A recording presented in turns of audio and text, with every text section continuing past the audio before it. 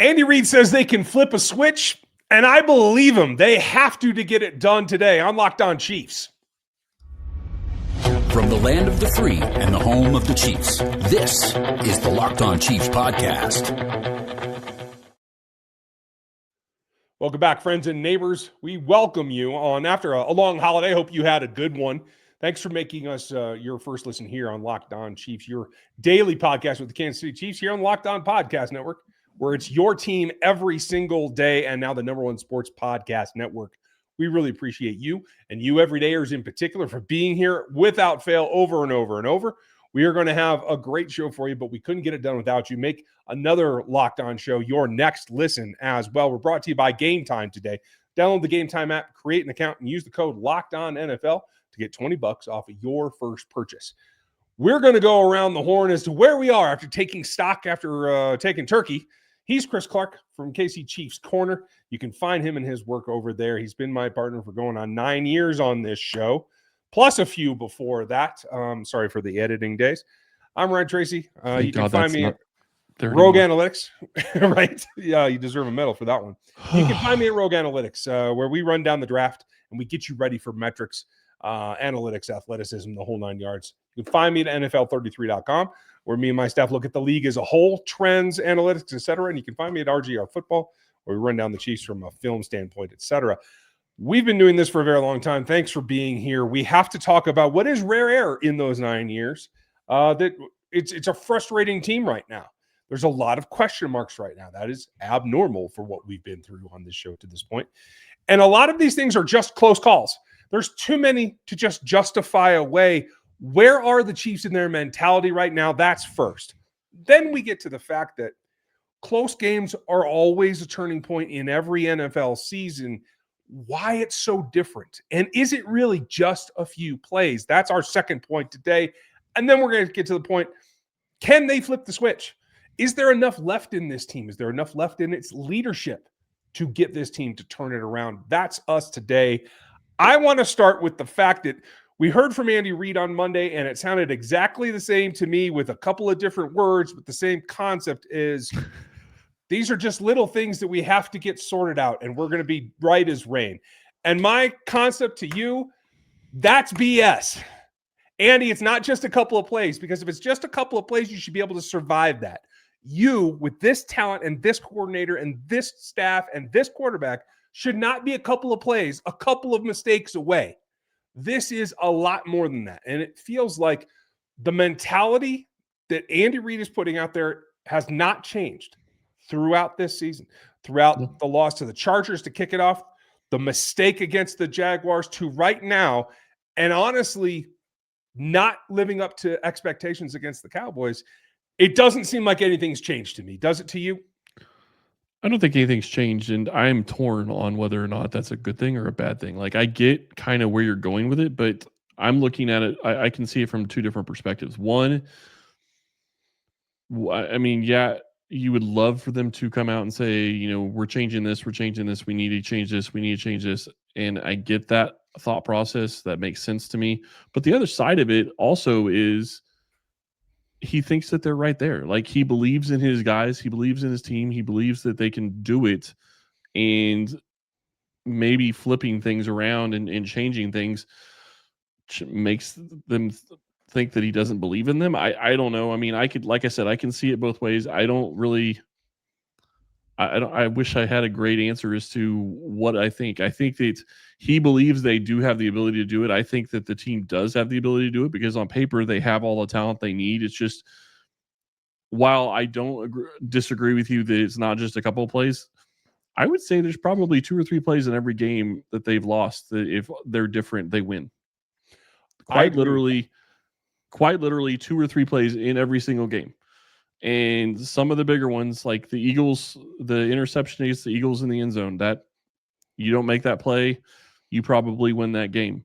Rashee Rice catches the ball against the Cowboys. I don't know that you win, but you at least probably go score. Whether or not you get a touchdown and your defense can stop them is a whole different issue. But like those types of things are, I do think that they're maybe 1 or 2 plays a game away. And yes, penalties have killed them. Some of them have been penalties that really weren't right at times, but you have to be able to overcome those, and they haven't been able to overcome them. One of the big things that we keep talking about is they need to run ball more. Well, part of the problem with some of the penalties is they get penalties on first down, and then it becomes 1st and 20. You can't really run on 1st and 20. I mean, you can, but and the you penalties, set yourself up for failure. Sorry. You're absolutely right. And we'll talk more in depth about the penalties coming up. But the concept to me, and this is kind of my overall point, this team with its talent and its coaching staff, despite whatever quirks there are, and I do believe there need to be some changes in the offseason. But the more I look at this season, it feels like an extension of last season. It's just that the coin has flipped. And instead of winning those close calls, you're losing them. And it seems to be very, very night and day last season to this season. But here's my point. This team is too talented, and this coaching staff is too experienced in its leadership positions, at least, to let a game come down to a handful of 3 plays. 3 penalties should not turn a win into a loss, is my point. Is this team is underachieving to the point that you should be able to survive a few plays that don't go your way and still get wins. And that's what's not happening. No, you're absolutely right there. And you're right. This team is too talented. They have too much talent on it. They're not executing. You cannot win games if you don't execute. And the reality is that they have not executed, and they have just had penalties or lack of execution in every single game, and it's killed them. And you go back to Andy Reid talking about Rashee Rice doesn't generally draw balls. Well, you're right, he doesn't, but he did, and it was a huge drop. Like, no, it didn't cost them the game, but it cost them a chance to have a chance to win the game. Correct me if I'm wrong, cost them a drive, right? Yeah, with the way that Andy Reid was calling things, but you could also go back and make an argument that Andy Reid went away from what has worked for this Chiefs team this season, because there was 2 drives out of the 4.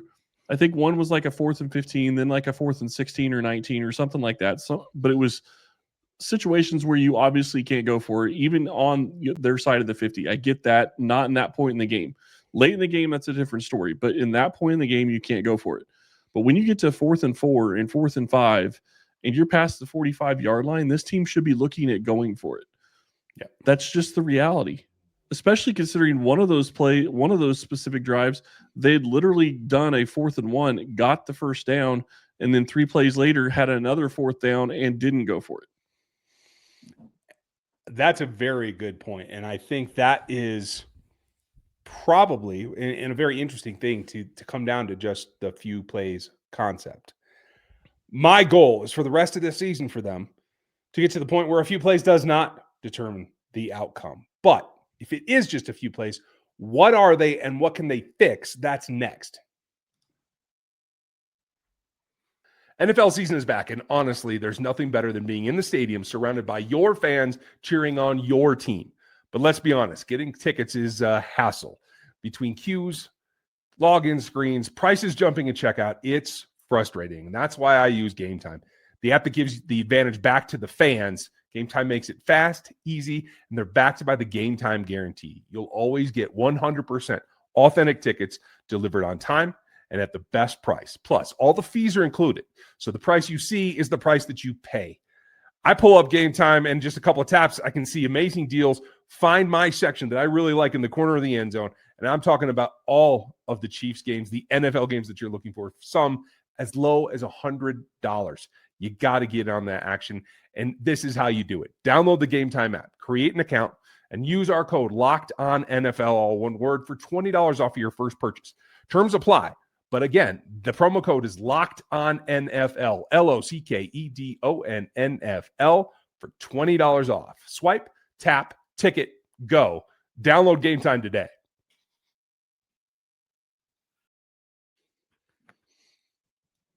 The concept that Andy Reid wants you to remember is that they're this close. And if you are that close and you want more detail, get to KC Chiefs Corner and RGR Football and NFL 33, and we'll run it all down for you in more visual standards. But right here, do you buy that these penalties are the only thing? That if they get just a couple plays switched where they're not committing penalties, that changes the outcome of these games, or will for the next 5 games?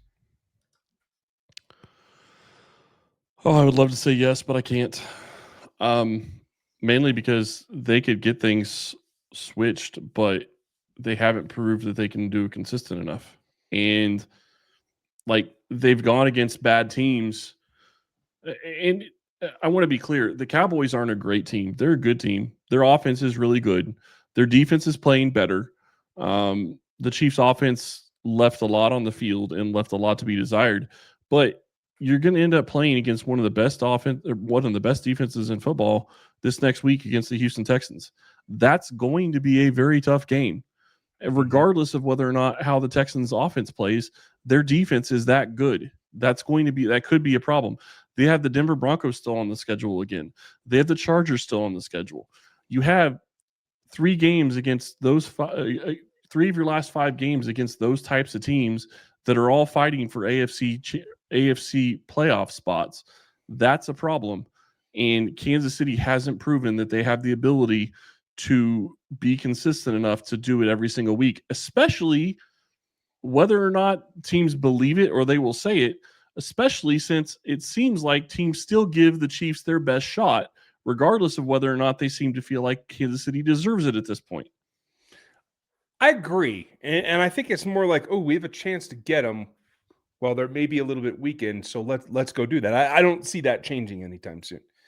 But I'm trying to come to grips with the fact that as much as we feel like this was a better situation than the Chiefs saw last year, where offensive tackle play was a drastic problem, this still feels like these 2 seasons, last season and this, are combined into one big season for me. Because when I look, there are 5 players on defense with 5 or more penalties, led by Chris Jones himself with 6. That's how many have been called at this point. On offense, the tackles have combined for over 20 penalties together, just the 2 of them. And I think that's what it comes down to here. While the ability and the play when making plays has improved, I would certainly agree with that.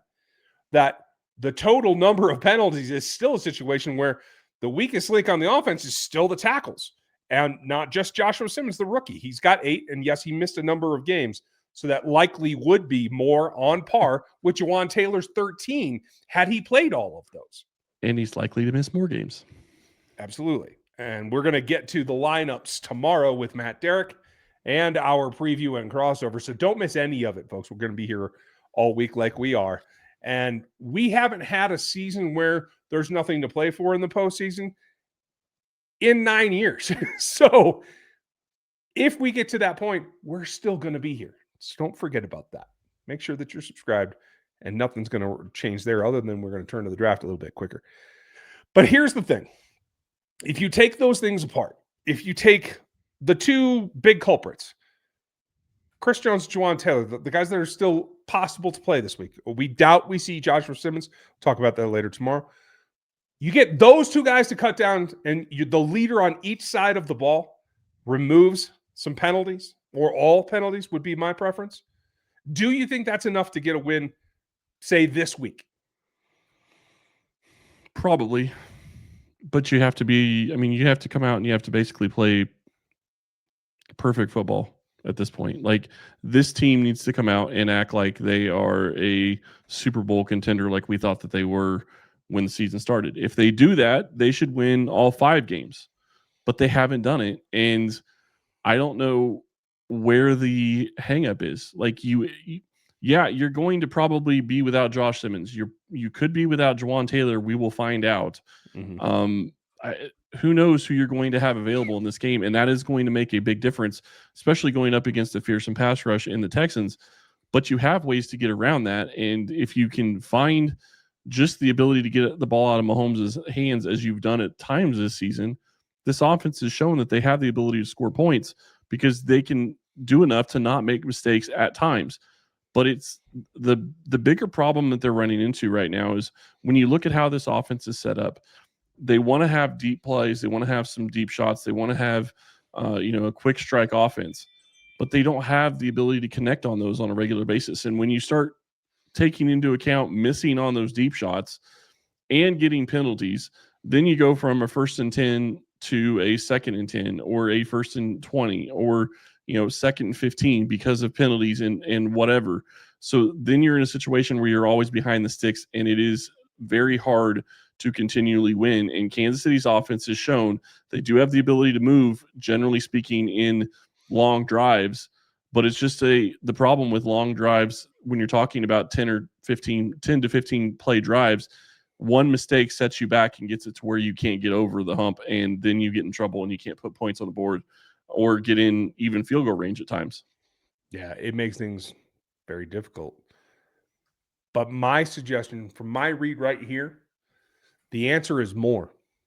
It's not less. It's not taking less shots.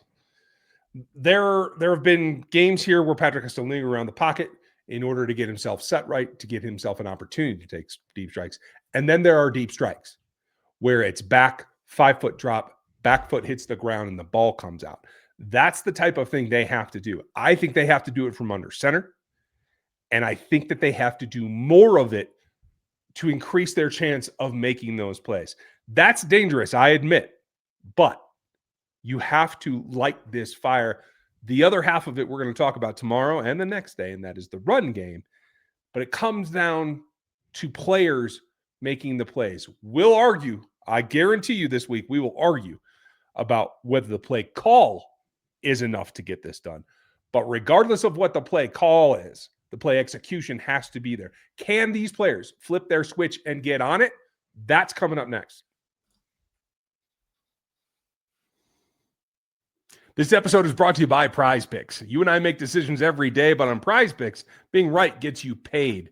Don't miss any of the excitement this sports season, whether you're following the NFL, the NBA, or both. There's no better time to jump into the action. If you haven't tried it yet, Prize Picks is the simplest way to play out there. Just pick more or less on at least 2 players and their stats, what you think, get them right, and you win. It takes less than 60 seconds to make your lineup. You can play anywhere Prize Pick operates, including California, Texas, and Georgia.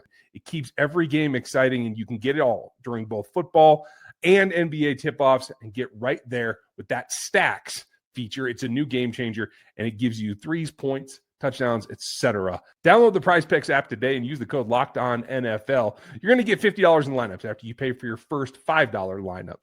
That code again is LOCKEDONNFL for $50 in lineups after your first $5 lineup at Prize Picks. It's good to be right.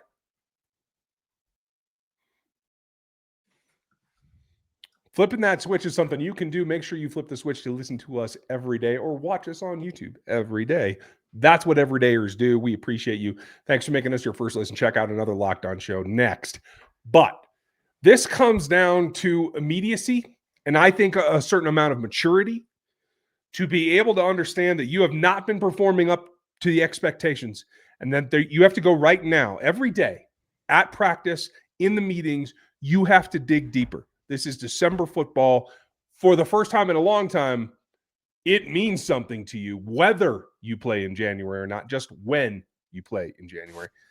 I think that this team lacks a certain bit of nastiness, of edge in its, not just its leadership, but probably its whole roster. But I'm uncertain whether they have that wherewithal to take it to another level when they've played to this point. Are they scared enough? Are they serious enough? I don't know what the right question is. Do you? Do they have the right? Yeah, I don't know what the right question is. Do they have the killer instinct? Because it doesn't seem like they do. This team just doesn't seem to have that killer instinct. Like Patrick Mahomes has had a couple of times where he has had those games where it was an over my dead body type game. But it hasn't, he can't do it all. And I think that's really what the biggest problem is you look at how this team has done over the last 6 years, gone to 5 Super Bowls, won 3, just continued success after success after success, going to all these AFC championship games in that time frame. Every single year that Patrick Mahomes has been a starter, he's been in the AFC championship game. Like, they have done so many things. They've won the AFC West for 9 straight years. I do think that at some point, it seems like, at least in this offseason, they got a little complacent and everybody just caught up to them. Like when you were the hunted, it is a lot easier to get beat because somebody is always coming after you if you're not staying on your P's and Q's and staying ahead of everybody. And it doesn't look like this team has stayed ahead of everybody. And I actually kind of had this conversation on the squad show after this game on Sunday. I don't think making a move for a guy like Breece Hall at the trade deadline would have made any difference in any of these games. I agree. So to me, not making a move at the trade deadline for him was maybe one of the best moves that the Chiefs didn't make. They held true to what they believed his value was and didn't give up a third-round pick when that's what it sounds like would have got it done. I don't think it changes how this season has played out for Kansas City so far. Kareem Hunt's been good when they've used him. Pacheco's had his times, but Andy Reid just hasn't used a running back enough. And the other problem is Breece Hall. It's not like Breece Hall could step in and get 20 carries his first week. He would have to get acclimated to the offense and learn it. So to me, it's just one of those situations where, yeah, you need to try to flip the switch. You need to try to get this to a point where you win out and you have a chance at making the playoffs. But right now, even winning out doesn't guarantee that they make the playoffs. You're absolutely right. They are cognizantly aware that they cannot control their own. They have to have something else happen. I thought one might have happened last night with that late game overtime with the Broncos. And the Broncos seem to be the team that are making those tight game, one-play games work just like they did last night. I don't know how to fix that other than to bring a fresh mentality to the practice field and to the game field if you are the players. It has to be in coordination and in concert with the staff. But I can't say that it's just play calling or it's just execution. It's both. And it's about not being on the same thing. So everyone has to go raise their game this week. And that means casting aside things that don't work. It means simplifying the game plan. It means calling the type of plays and, quite frankly, the routes that are required. Because when you go watch the film, you see things that don't make much sense. When you have a 3rd and long and you're running 3 hitches to Patrick and you're keeping both the tight end and the running back in to Chip, it doesn't help. There is play design problems going on here. It is not solely the players.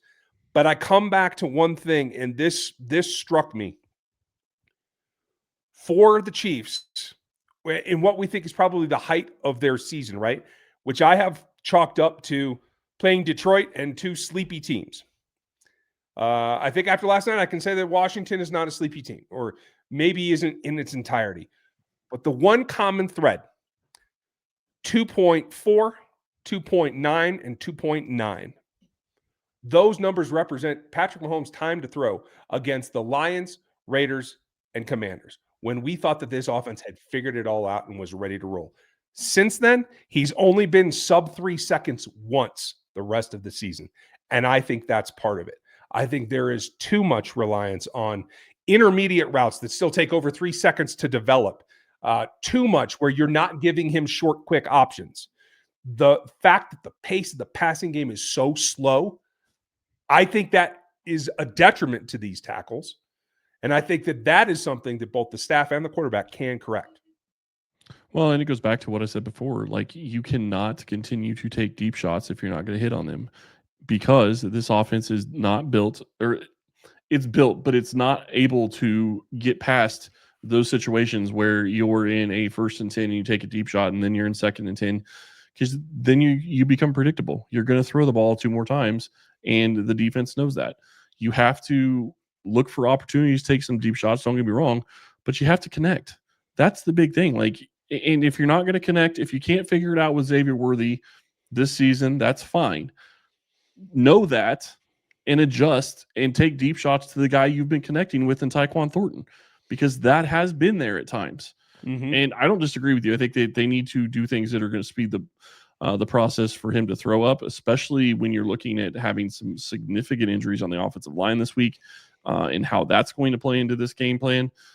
The other question is are you going to be able to try to run the ball this week? Because running it should be able to help you, but without without knowing who they're going to have at tackle, like not knowing if you're going to have Josh Simmons and not knowing if you're going to have Jawaan Taylor and is Trey Smith back? I mean, that's the other one. Yeah, I mean, it is. where are you at on all this? Like, I don't know that Trey Smith will be back. And if you don't have Trey Smith, Jawaan Taylor, or Josh Simmons going in this game, that's going to be brutal for the offensive line.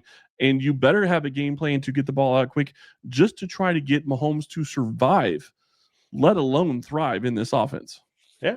It also means you have to move the pocket and you have to roll it to the side where you have a tight end protection to pin that edge rusher, because you cannot roll him into pressure any longer, especially if all those things that you just mentioned are true, because that pressure is going to come pretty quick. So rolling it towards the empty side is not going to work. There are some systemic things that, while they are telltales and giveaways, they have to be done in order to protect the game plan and the chance to get a W. We're going to dig through it with Matt Derrick all week. And really quick, just don't get too cute, because there's been times where they've rolled out and they've rolled Mahomes right into pressure thinking that the D end would be cutting down, and he's not. Like, you can't do that either. You have to make sure that the play calls you're giving him don't put him in a position, one, to get hurt, because that would be absolutely what you don't need. But you also have to make it to where he can make good decisions. And go back to the game a couple weeks ago where he throws a pick almost immediately against the Colts. It's because they gave him an RPO and he didn't, check out of it or tried to run the ball when he should have. Now, maybe he's learned his lesson on that, and that's on Patrick, but that's also on the play call a little bit. Mm-hmm. Yeah, absolutely. And Patrick will tell you that he's missing some things, and he's missing throws. He's missing a couple of pre-snap alignments, unlike him. But that's what this league is. They're going to do new stuff to throw you off. So do what you can to maximize what you do and take the pressure off of those situations. Like you said, run the ball, the short pass game. I don't know that the screen game is anything that's going to come back this season, because it seems every time they try it, teams are just too squared away on it. They are so prepped for the screen game to come at them. I just don't see it making a lot of impact. Do you? I don't see it making a ton of impact. And the bigger problem with the screen game is if you're missing 3 of your 5 starting offensive linemen, it's going to throw all the timing off too. Yeah. So you also are going to be asking guys that don't have the same speed, same, feel for the game and the timing in the offense to be trying to run screens. And my guess is you get lineman downfield or somebody not getting to a block because they don't have the speed or foot agility or foot speed to get there. Yeah, that's very true. We'll see what Matt thinks from inside the building tomorrow. What's the measure? What's the mood? Can they take it up a notch? We'll have it for you tomorrow when Matt Derrick joins us. Then we go behind the curtain and we're going to talk to the Texans reporters and see what we can glean from them. And then we will set you up for success on Friday. Be with us all week. We very much appreciate you guys hanging in with us. Hope that your holiday was excellent, despite the fact that the Chiefs lost, and that you were able to get some rest and get fired up here for December football. We have a ton to come at you. Thanks for being with us. We'll talk to you tomorrow.